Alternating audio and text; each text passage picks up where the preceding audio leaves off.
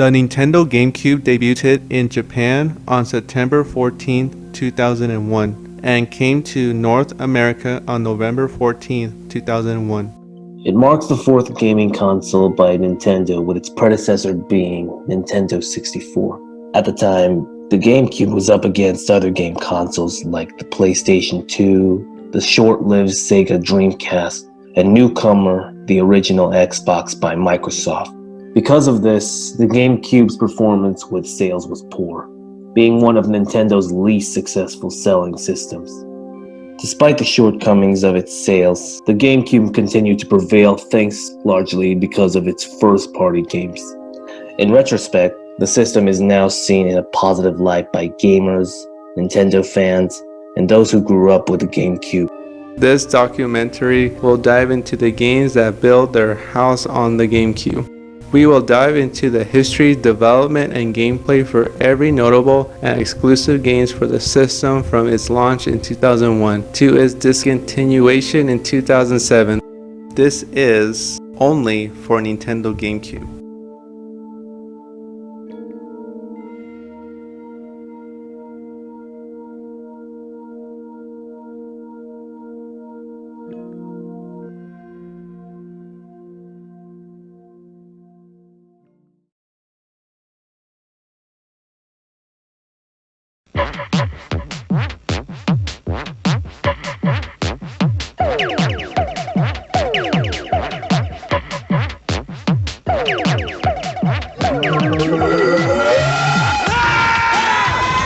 You've got one night to save Mario from the supernatural.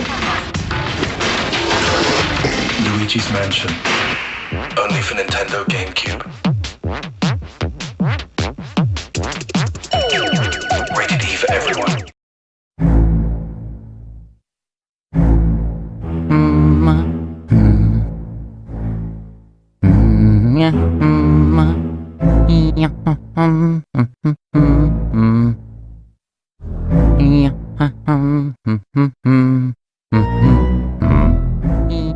One of the most distinguished launch titles for the GameCube was not a Mario game, but instead a Luigi-led game with Luigi's Mansion. The idea started with the ground of making a game that would show off the graphical power of the GameCube. The game would be set in a Japanese-style house with the player traveling across it, taking inspiration from The Legend of Zelda and the exploration of dungeons. But the Japanese house was changed to a child's dollhouse, and the playable character would be Mario.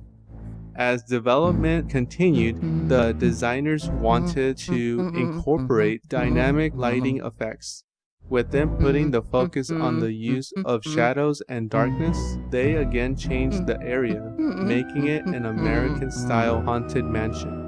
This idea of a haunted mansion convinced the developers that due to Mario's heroic and brave status, he would not be the appropriate character for this kind of game. So, they turned over to choose Luigi, as they felt that he would embody a cowardly character. Around this time, the GameCube console itself was also in development. This allowed the team of Luigi's Mansion to make some recommendations to further better the demo. One request that became vital was for the design of the controller. They wanted the controller to have two analog sticks that would support the mechanics of movement and the directional control. The latter would be responsible for controlling the flashlight and poltergeist. With a working controller finalized, testers found the C-stick to be uncomfortable when playing for an extended period. With this feedback, a better design made the C-stick wider and more comfortable. The elements of the game, that being of ice, fire, and water, came with the GameCube having a fully powered graphical chip that can render them better than the Nintendo 64. It also included dust clouds, creating a dynamic dust system that allows each dust cloud to seem different, with one developer working on it for 6 months.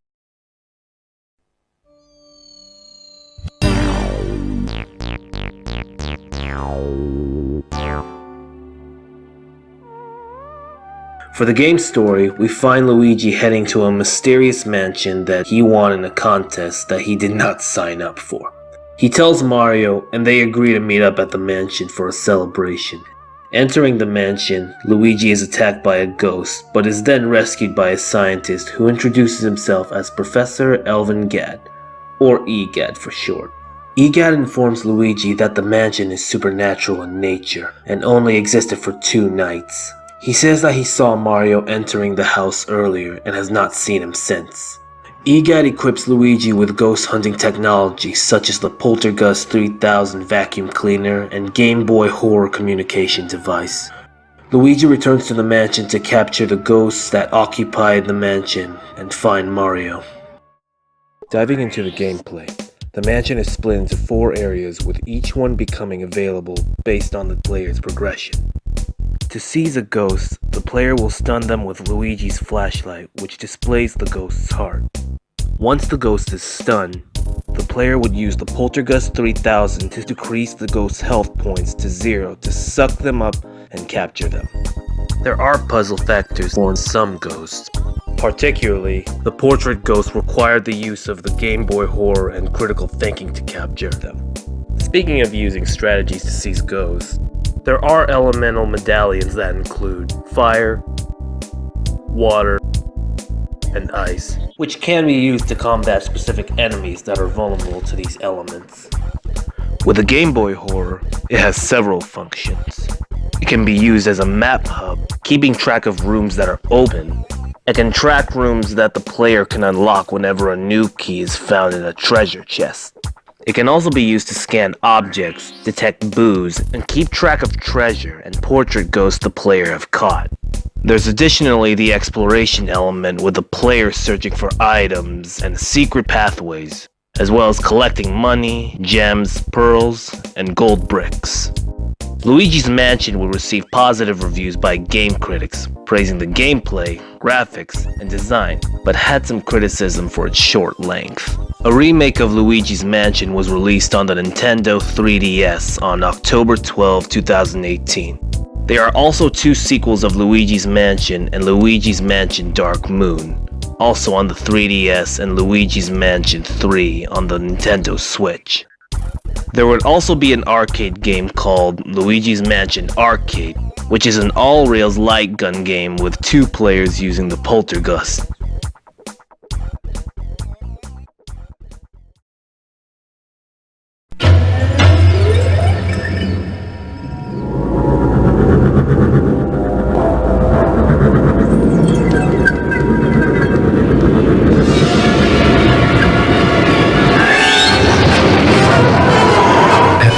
Space Combat.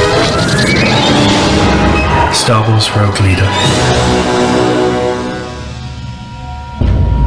Only for Nintendo GameCube. Rated T for teen.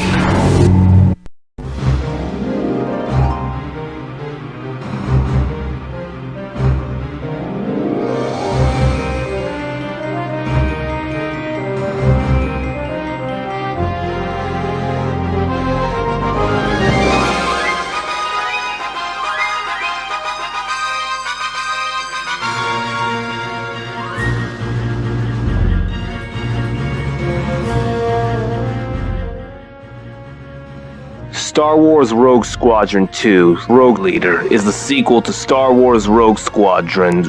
The original game was released for Nintendo 64 on December 7, 1998, and developed by Factor 5. It was both a critical and a commercial success, and Factor 5 sought out to create a sequel. Around mid-2000, they were working on Star Wars Episode 1, Battle for Naboo, and after receiving an early GameCube prototype hardware, the team immediately got to working on a tech demo after gaining LucasArts approval. 19 days later, a playable demo debuted in Space World, Nintendo's trade show. The demo also came with a cutscene that emulated a scene from A New Hope. It received a positive response by audiences. After showing off the demo, the staff of the game continued to work on Battle for Naboo and Indiana Jones and the Infernal Machine, while there were artists working on material for Rogue Leader. Some of them took references from Star Wars films, books, and even toys to make the ship parts look authentic. Much of the development was done by Factor 5 employees as well as a few designers from LucasArts. For the game's storyline, it is set between the original Star Wars films.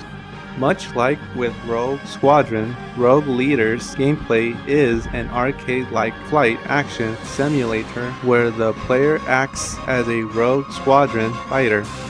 The 10 levels in the game include a reenactment of the Death Star battle from A New Hope. The objectives of each stage vary to search and destroy or protect a certain thing. The player can also manage a squad to do certain tasks like shoot or form into a group. There are also secret levels that needs to be unlocked.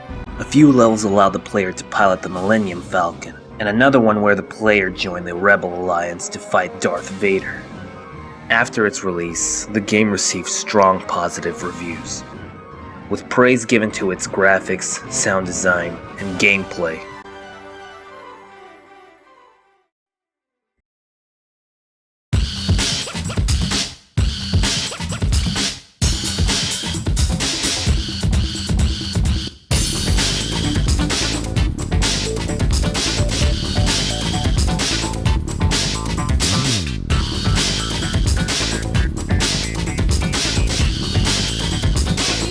Super Monkey Ball was created by Amusement Vision, a branch of Sega that was founded in 2000 with game developer Toshihiro Nagoshi.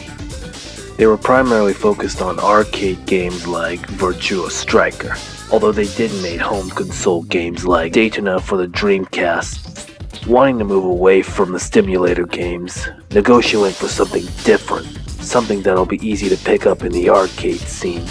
A game that would be comparable to Marble Madness, navigating a ball through a maze-like environment. Early concepts included a simple colored ball that has a sticker on it, but because of its unattractive nature and the testers unable to track its movement, it did not last long. Eventually, thanks to Amusement Vision designer Mika Kojima, whose monkey characters were based on her own work, the concept of playing a character that is in a ball came into being.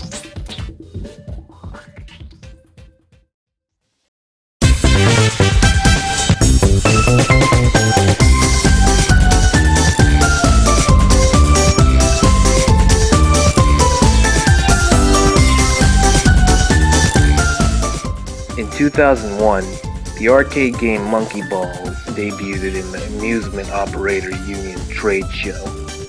The arcade cabinet was a single-player game controlled with a distinctive banana-shaped analog stick. The game has 3 playable characters, I, Mimi, and Baby. Diving into the gameplay, Monkey Ball has the player not controlling the ball, but controlling the world. By tilting the stage with the control stick, the player must navigate the monkeys through the platform stage to the end goal before the timer runs out. If the player falls off the stage, they will lose a life and must start over at the beginning.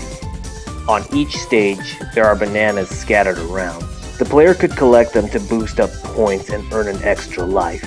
The bananas having the Dole Food Company logo display on them due to Dole having a licensing agreement with Sega.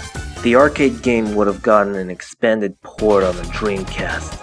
However, Sega announced that they will discontinue the Dreamcast and step down from the console-making business to become a third-party developer. With this, Amusement Vision was informed about the GameCube, and Nagoshi felt that it would work perfectly for Monkey Ball's simplistic mechanics. 10 employees took 2 months and several weeks to create a working port, while also taking an additional 6 months to add in extra modes and multiplayer action. With Super Monkey Ball, there are 3 main modes: main game, party games, and mini games. The main game is much like the gameplay of its arcade counterpart. The player can choose I, Mimi, Baby, and a new character, Gon Gon, and must navigate through the level to get the ball to the goal. The main game has 3 difficulty levels: beginner, advanced, and expert. Starting off with each level, the player is given 2 lives and 5 continues. Once the continues are all used up, the game is over. Collecting 100 bananas would gain the player an extra life. If the player completes the levels without getting a continue, they earn a chance to play the extra levels. Practice modes give the player a chance to practice a stage with infinite lives. Competition modes has 4 players competing against each other to be the first to finish the stage. Moving on from the main game mode to party games, there is Monkey Race, Monkey Fight, and Monkey Target. Monkey Race has 3 modes: 1 course race, Grand Prix, and Time Attack. 1 course allows just 1 race to be held on whatever course the player chooses. Grand Prix has the player racing through all the courses, and Time Attack, where the player must finish a course before time runs out. Monkey Fight has 1 to 4 players taking combat with each other by using the analog stick and the A button to punch opponents with a boxing glove attached to the ball. Points are given to the player for how many times they knocked out an opponent off an arena. The player with the most points wins. Monkey Target has the player riding down a large ramp and up to the air. Pressing the A button to open the ball and act as a glider, the player would use the analog stick to navigate themselves to land on floating platforms that have different point labels on them. With the mini-games, the player would have to unlock them with play points, which can be earned by playing the main game. The mini-games are Monkey Billiards, Monkey Golf, and Monkey Bowling. The game was held with many positive reviews, praising the level of difficulty, simple controls, and multiplayer mode. It also became one of Sega's commercially successful games at the time.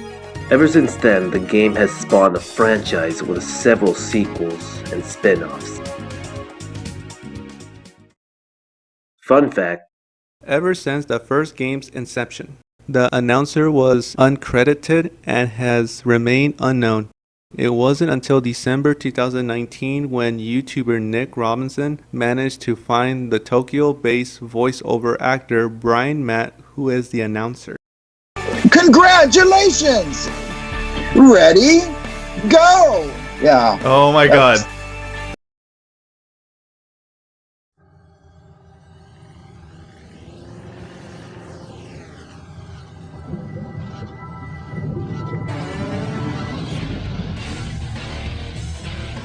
So real, the water sucks you in. The weather spits you out. Wave Race Blue Storm.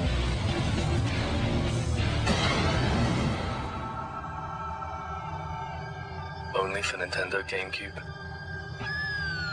Rated E for everyone.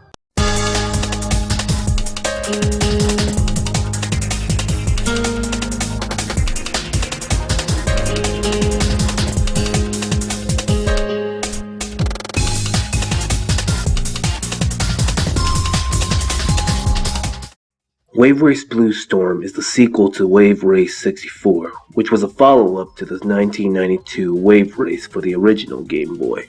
The gameplay of Blue Storm is a jet ski racing game with several modes. The main racing mode is titled Championship Mode. In Championship Mode, the player would choose which difficulty they want to have. There are 4 levels. Exhibition is a practice mode with 1 course. Normal has 5 courses and 5 days. Hard has 6 courses and 6 days, and Expert has 7 courses and 7 days. Courses and 6 days, and Expert has 7 courses and 7 days. With the levels, there are weather conditions that can affect the waves and their height. There's clear, partly cloudy, partly rainy, rainy, and stormy. For the characters, 3 are from the previous game, some are newcomers, and others are from 1080 snowboarding. Ryota Hayami, David Mayer, Akari Hayame, Nigel Carver, Ayume Stewart, Rob Haywood, Ricky Winterborn, Sarina Delmar. The other modes include Time Attack, where the purpose is to finish the course as quick as possible.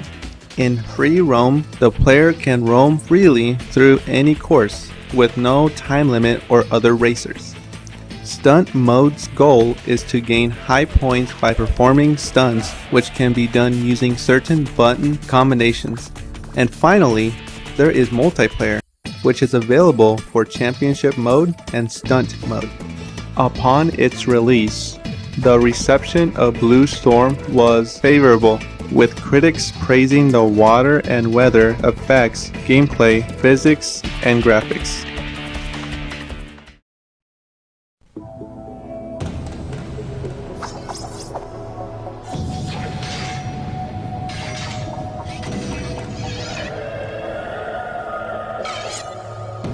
That's not a fight. Over 20 unexpected characters in one big brawl. Now that's a fight. Super Smash Bros. Melee. Only for Nintendo GameCube. Rated T for teen.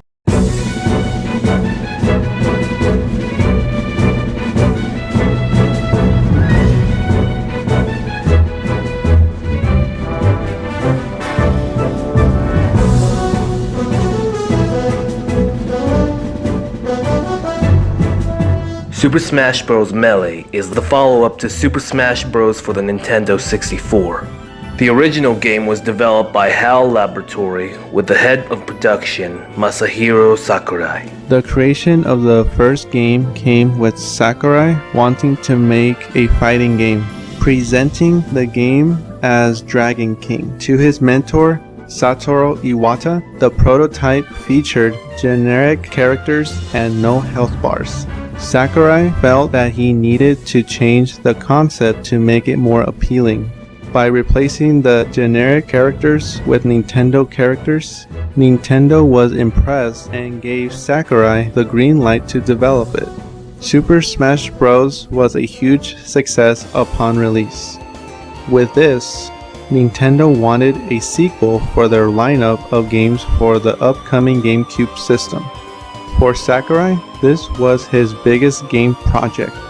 Development took 13 months and Sakurai stated that his lifestyle was destructive. He worked for long hours and took no breaks on holidays and weekends, staying in his office from morning until night. While in development, Hideo Kojima contacted HAL Laboratory for a request to add Solid Snake in the game, but things worked too far into work to add the character in. Such a fate happened to Sonic as well, who was also suggested. Other characters that were suggested was James Bond from the Nintendo 64, GoldenEye, and Banjo-Kazooie, but never came to being because of licensing issues. One character that would have been replaced was Ness from the Mother series. His substitute would have been Lucas. This was due because Mother 3 was in development and Lucas was the main character of the game.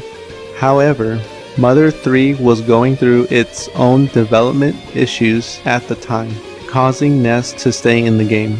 The gameplay is different from many fighting games.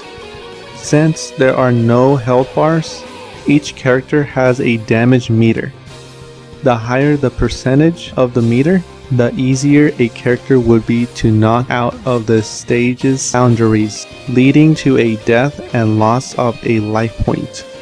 There are no button input combinations like other fighting games, so Smash Bros. Has a simplistic control mechanic, pressing the A or B button while using the control stick with commit and action. The A button is for standard attacks and the B button is for special attacks. The cast of Melee includes 25 characters. The veterans from the first game are Mario, Luigi, Donkey Kong, Link, Samus, Yoshi, Kirby, Fox McCloud, Pikachu, Jigglypuff, Captain Falcon, and Ness.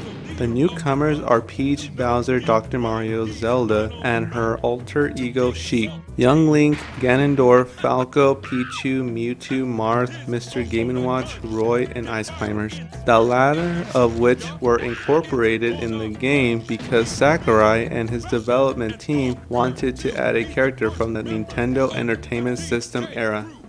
In terms of the modes, single player has classic mode, adventure mode, all-star mode, event match, stadium, home run contest, target test, multi-man melee, and training. Classic mode has the player in a ladder campaign where they fight various characters. After choosing a character, life points, and difficulty, the player will go through 11 stages. Stages 1, 4, and 7 are regular players versus CPU matches. Stage 2 has the player and CPU ally versus 2 CPU opponents. Stages 3, 6, and 9 are bonus stages. Stage 3 is target test. The player must break 10 targets before the 2-minute timer runs out. Stage 6 is snag the trophies, where the player must hit 3 falling trophies into a bin. Stage 9 is race to the finish, where the player must race through an obstacle course within 2 minutes. Stage 5 has the player and CPU allies fighting a giant version of a character. Stage 8 has the player versus 10 multi-characters. Stage 10 is a battle between a metal version of a character, and finally, Stage 11 is the last battle with Master Hand as the boss. All-Star mode, which must be unlocked, requires the player to defeat every character in the game while having only 1 life point and 3 health supplements between battles. Event match pins the player against 10 objectives. By completing a certain number of the objectives, more will be unlocked, leading to the final event, Event 51, the Showdown. In Stadium mode, starting off with Home Run Contest, the player starts on a platform with a sandbag. In a 10-second time limit, the player must use a bat to damage the sandbag and launch it out on the field. The sandbag has a damage meter. The higher the meter, the more the sandbag will go further in the field. Getting the bag at a higher distance will lead to unlocking content. Target test is much like its counterpart from classic mode, but it doesn't have a time limit. Every character has their own target test, and the player must complete them. Multi-man melee is where the player fight against multiple CPUs. There are 6 modes: 10-man, 100-man, 3-minute, 15-minute, endless, and cruel. Training allows the player to practice among a CPU to better help themselves to work on their skills. With versus mode, there is melee. Melee is the main fighting mode where the player can fight against 3 CPUs or other players.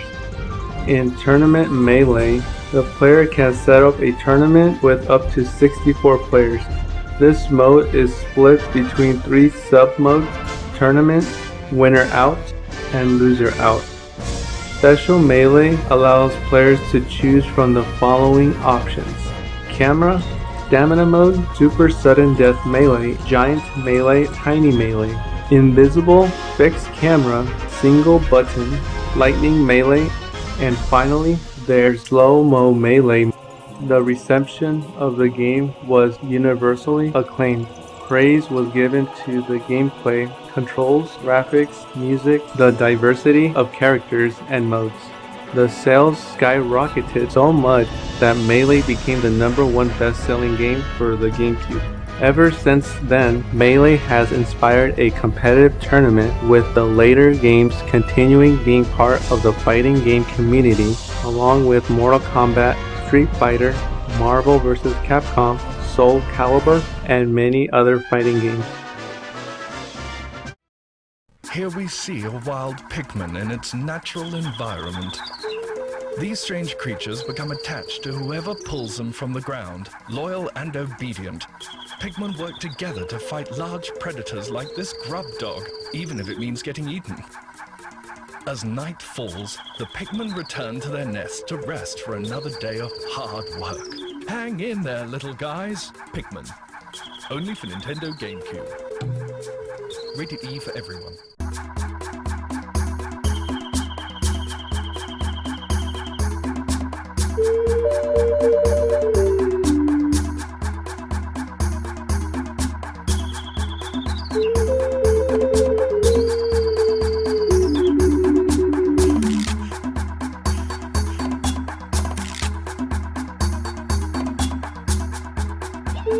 Pikmin represents a new IP for Nintendo.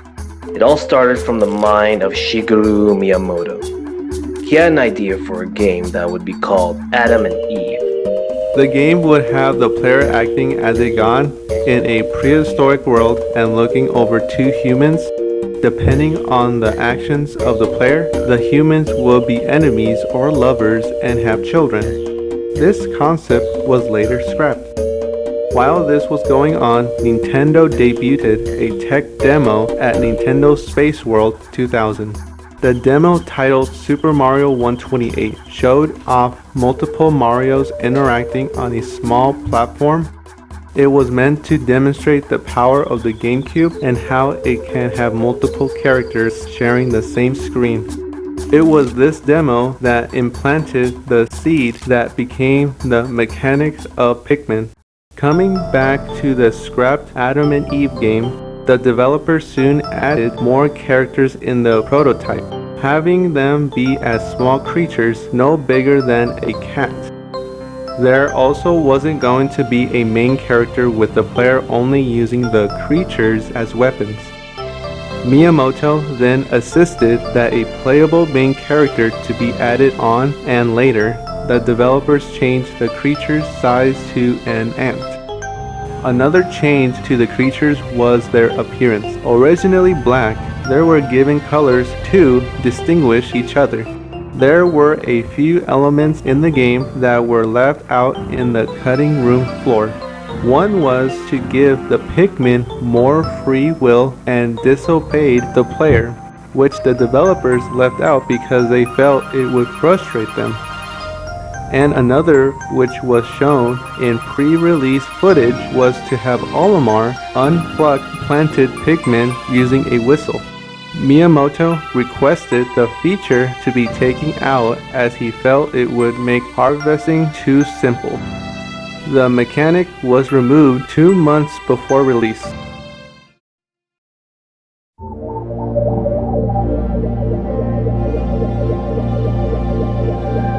The story of Pikmin follows Captain Olimar, a planetary navigator traveling through space for an intergalactic vacation. But his ship, the SS Dolphin, is hit by a meteor, which leads it to crash land on an unknown planet.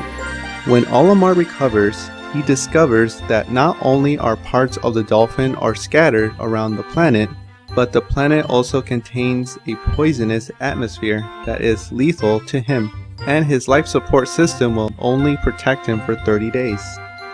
While investigating the crash site, he comes across a bizarre large object that resembles an onion from his planet. The object spouts a seed that quickly grows into a leaf. Pulling the leaf out, it is revealed to be a small plant-like humanoid creature because it resembles the pick carrots of his planet due to its look and size. Olimar calls it a Pikmin. Seeing that the Pikmin will obey his every command, Olimar must use them to find and recover the missing ship parts before time runs out. The gameplay of Pikmin revolves around a 30-day deadline. Each day has a 15-minute timer, and the player must use their time wisely to achieve whatever tasks they need to do. The task being for finding and receiving ship parts, fighting enemies, tearing down walls, or building bridges. The Pikmin have unique abilities to them based on their colors.